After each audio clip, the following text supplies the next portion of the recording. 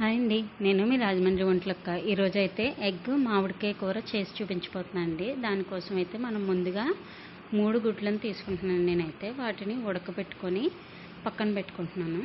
And next కూర start చేయకముందు మనం అయితే ఒక 5 మీడియం సైజ్ ఉల్లిపాయలని చిన్న ముక్కల కింద కట్ చేసి పెట్టుకోవాలండి. అండ్ ఒక ఫుల్ పచ్చి మామిడికాయని అయితే కట్ చేసి చిన్న ముక్కల కింద పెట్టుకోవాలి. పక్కన 2 పచ్చిమిర్చి అయితే తీసుకుంటున్నానండి. నేను మీ కారం లెవెల్స్ బట్టి మీరు ఎక్కువ తీసుకోవచ్చు, కావలిస్తే 3 4. అండ్ ఒక బాణలి తీసుకొని అందులో ఆయిల్ వేసుకొని ఫస్ట్ మనం ఉడకపెట్టుకున్న గుడ్లకైతే నాట్లు పెట్టి ఆయిల్లో వేసుకోవాలండి. వేసుకున్న తర్వాత ఒక చిటికెడు పసుపు వేసుకోవాలి. పసుపు వేస్తే ఏంటంటే గుడ్లు ఎప్పుడైనా సరే వేగేటప్పుడు ఆయిల్ అనేది మన మీద తోలకుండా ఉంటుందన్నమాట. అందుకని పసుపు వేసి పెద్ద మంట మీద ఒక 2 మినిట్స్ వేయించుకుంటే గుడ్లు అయితే ఇలా రెడ్డిష్ షేడ్లోకి వస్తాయండి. అవి ఒక బౌల్లో తీసి పక్కన పెట్టుకోవాలి. ఇప్పుడు అదే ఆయిల్లోకి ఆనియన్స్ అండ్ పచ్చిమిర్చి వేసి పెద్ద మంట మీద అవి కొంచెం రెడ్డిష్ షేడ్ వచ్చేంత వరకు కూడా వేయించుకోవాలి దగ్గరే ఉండి. ఆ తర్వాత రెడ్డిష్ షేడ్ వచ్చిన తర్వాత చిన్న మంట పెట్టుకొని వేయించుకోవాలి. పెద్ద మంట పెట్టి ఎందుకు వేయించుకోవాలంటే అండి, పచ్చివాసన అనేది పోతుంది ఆనియన్స్లో, అందుకని నీరు కూడా పోతుందన్నమాట. అప్పుడు కూర తీపి రాదు ఎప్పుడు కూడా ఆనియన్స్కి వేసుకున్నప్పుడు, ఎక్కువగా వేసుకున్నప్పుడు.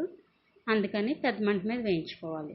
ఇప్పుడు అది వేగిన తర్వాత, ఆనియన్స్ వేగిన తర్వాత ఒక చిన్న టీ స్పూన్ అల్లం వెల్లుల్లి పేస్ట్ అయితే వేసుకొని పచ్చివాసన పోయేంత వరకు కూడా వేయించుకోవాలి. కలుపుతూనే ఉండాలండి అల్లం వెల్లుల్లి పేస్ట్ వేసాక, లేదంటే అడుగంటేస్తుంది. మీడియం ఫ్లేమ్ పెట్టుకొని కలుపుతూ ఉండాలి. అది కూడా పచ్చివాసన పోయిన తర్వాత మనం కట్ చేసి పెట్టుకున్న మామిడికాయ ముక్కలు ఏవైతే ఉన్నాయో అవన్నీ కూడా వేసేయాలి. మామిడికాయ ముక్కలు వేసిన తర్వాత అండి ఉప్పు పసుపు 2 వేయాలి. ఎందుకంటే అండి ఉప్పు వేస్తే మామిడికాయ ముక్కల్లో ఉన్న జ్యూసీ ఏదైతే ఉందో అది కిందకి జ్యూసీ వచ్చి కొంచెం కూర అంతా మగ్గుతుంది అనమాట అండి ఇందులో. సో ఉప్పు వేసిన తర్వాత మగ్గబెట్టుకున్నామండి. మూత పెట్టుకొని మగ్గిన తర్వాత ఒకసారి కలుపుతూ ఉండాలండి మధ్య మధ్యలో, లేదంటే అడుగంటేస్తుంది. మగ్గిపోయిన తర్వాత నేనైతే 1.5 స్పూన్ కారం అయితే వేస్తున్నాను. మీరు ఎక్కువ కావలిస్తే ఎక్కువ వేసుకోవచ్చు, తక్కువ కావలిస్తే తక్కువ వేసుకోవచ్చు. నేనైతే మీడియంగా తింటాను కాబట్టి 1.5 స్పూన్ వేసుకుంటున్నాను. ఇది ఒకసారి బాగా కలియబెట్టి ఒక గ్లాస్ ఫుల్ ఆఫ్ వాటర్ని వేసుకోవాలండి, పెద్ద గ్లాస్తోని వేస్తే సరిపోతుంది. ఎక్కువ అక్కర్లేదు, తక్కువ వేయకూడదు. మీడియంగా వేసి చిన్న మంట మీద బాగా మగ్గనివ్వాలి. ఆనియన్స్ని మామిడికాయ ముక్కలని అయితే బాగా మగ్గనివ్వాలి. ఇప్పుడు చూడండి నూనె కాస్త తేలుతుందండి మగ్గి.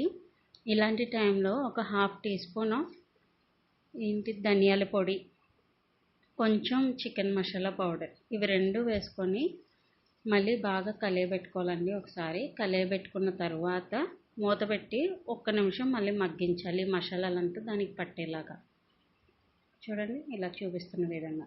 తర్వాత ఎగ్స్ ఏవైతే మనం వేపేసి పక్కన పెట్టుకున్నామో ఆ ఎగ్స్ని కూడా ఇందులో వేసేసి శుభ్రంగా ఒకసారి అడుగు నుంచి పై వరకు కలుపుకొని మూత పెట్టుకొని ఒక 2 మినిట్స్ ఉంచితే మనకి యమ్మీ అండ్ టేస్టీ అయిన మామిడికాయ ఎగ్ కర్రీ అయితే రెడీ అయిపోతుంది. ఈ మామిడికాయ ఎగ్ కర్రీని చాలామంది మటన్తో చేసుకుంటారండి. మామిడికాయ మటన్ అని, మామిడికాయ రొయ్యలని, ఇలా చాలా విధాలుగా చేసుకుంటారు.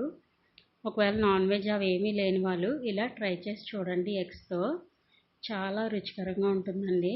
ఇలాంటి మరిన్ని సరికొత్త వంటకాలు చేసి చూపిస్తానండి మీకోసం. దానికోసం మీరు లైక్, షేర్ అండ్ సబ్స్క్రైబ్